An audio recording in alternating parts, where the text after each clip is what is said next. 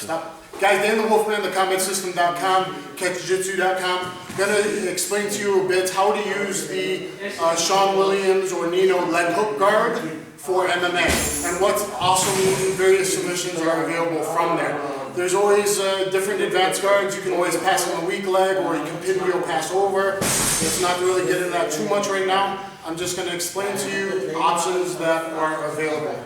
So, whenever someone's ready to posture up on me, I'm going to bring them in with my legs into a cover for MMA. Boom, and I'm going to try to get to the neck and either get his arm or arm weave underneath and get overhook, tight overhook, and head control. Basic defensive guard. Or if he starts here, hands on chest, I'm going to try to reach him here. If I can't, I bring him in with my legs, with my knees, to get to his head and then wrap to the arm. So if he's postured again, I'm going to be covered or punching, covered, put him in, get the head, and then, because some guys will be dumb and put the hand on the mat. If he doesn't, I'm going to weave in, get here. Right away, I'm going to unhook one and hip out the side that I have the arm on. From hipping out, I'm going to come here and kick this leg out and hook in, palm to his head. There I'm going to get the 3-finger Jean LaBelle.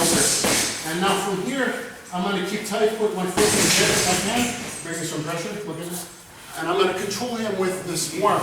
By having the Jean LaBelle grip, the 3-finger grip, I can rotate underneath and raise him if he wants to stack me down.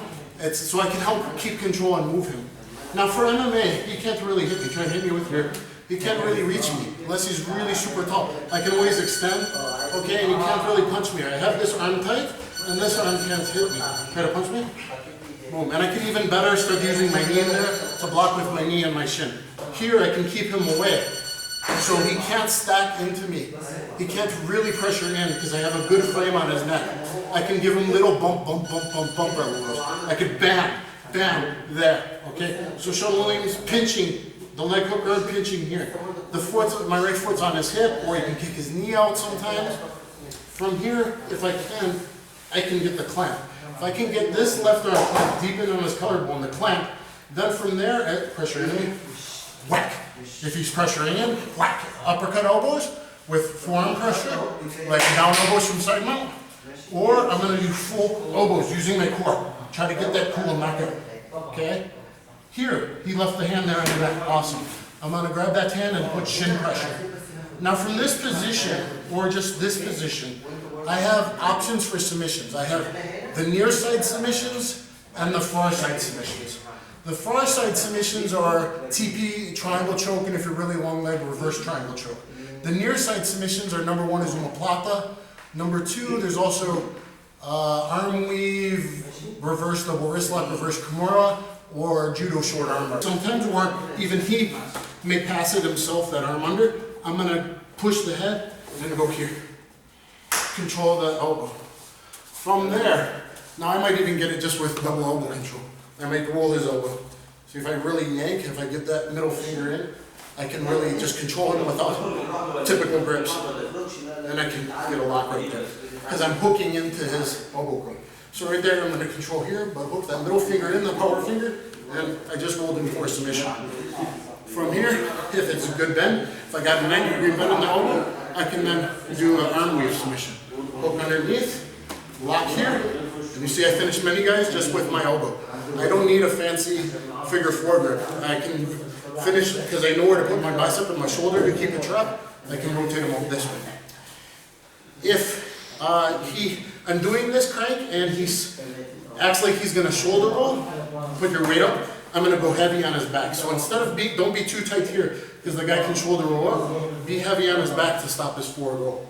If I'm cranking the guy and he's not tapping, I can go to what the jiu-jitsu community is calling reverse kimura now. You can go to like a rear naked choke, grab into this wrist, and I can crank that lock it this way. So I like this. Either way, if I'm here, if you're fighting a really strong guy, he's going to straighten out his arm. You got to be prepared for that and go here to a short judo armbar. Whether you double palm his elbow, or whether you go to wrist just below the elbow. Okay? If on the bad occasion he's so strong and so sweaty and you're exhausted, if you lost that last case ditch, if you lost it, you can go to a top wrist lock here. And now I can take him back the other way. Okay? I can't swim move armbar because my leg is on this side of his head and the other one's on top instead of bottom. So there's really no swim move armbar there. So if he does clear here, unlike other positions, it's not a swim move, you go to a top wrist lock. Okay. So, here, I'll just sit down. I'm here. If I pass that, I go here, and now you see, I got here, I can just crank here. Maybe, whoop, he's not quite tapping, I can do it with a hand in here. I can go here. He's not quite tapping, I can go to reverse, more double wrist lock grip, and come here. If he's strong, he straightens out, so go to judo armbar. Here, or here. If he passes, oh man, it's still not over yet. Maybe I can get in here and do a top figure 4 wrist lock.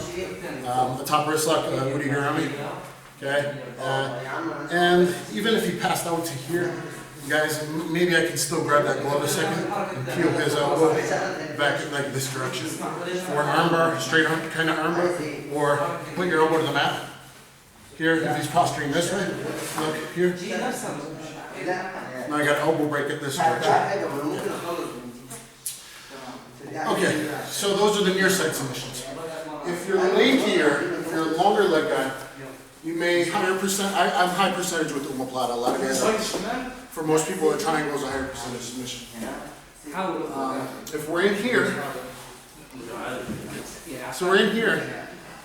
A lot of times, if I can get to the clap position, MMA, I'd be looking elbows right away.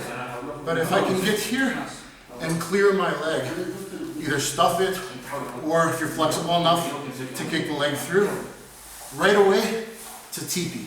I like TP because I'm short leg. So this is just like the rib breaker, but on the neck, a choke, S-grip behind the legs, and now I'm going to extend him up to the sky, my feet to the sky, and I'm going to squeeze the knees. Okay? Because there's one arm in there, so it's really like a triangle. But this one really gets his artery, and it's a caution very down. If he's a tough guy, he doesn't submit to this, you can then transition, hip out, and start to work your angle for the triangle. Now I like to always grab here, because I can work my elbows. Okay? If I can then hip up to get time to position. Here the arms on this side, so you're always going to have to clear. I don't have a good angle of attack. Extend, push, suck them back down. You see, it's hard for me because I'm short-legged and I don't have a good angle of attack. His arms on this side. So you have a lot of submissions. He can't hit me, and I can elbow him. Alternatively, is rubber guard, getting a New York position. You can do good overwrap punches and a little bit of chicken wing elbows, but you can't elbow as strong as you can in the Shawn Williams leg hook guard. The downfall of the Williams leg hook guard is I can kind of come around it or pinwheel escape around him to pass. I'll show you that. Can you go to the position?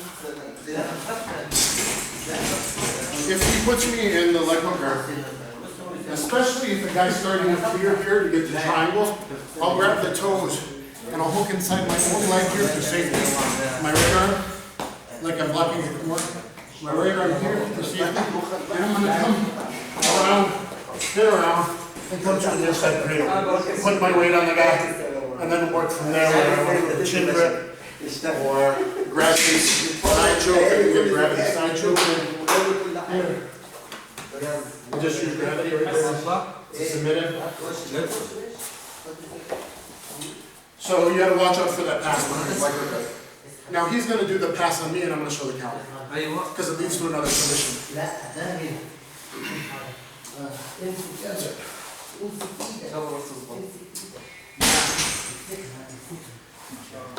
And then here,